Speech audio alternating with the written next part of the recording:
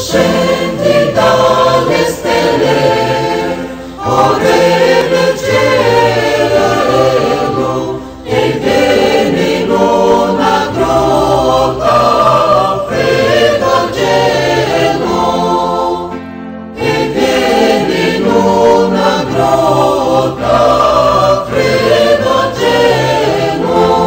oh bambino mio divino, io te vedo qui a tremar, oh Dio beato, a quanto ti costò l'aver chiamato,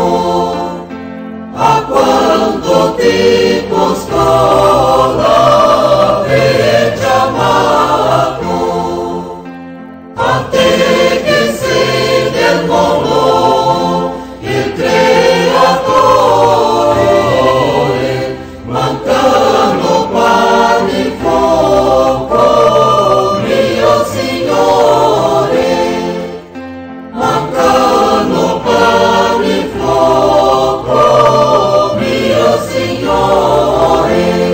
caro eletto pargoletto, quanto questa povertà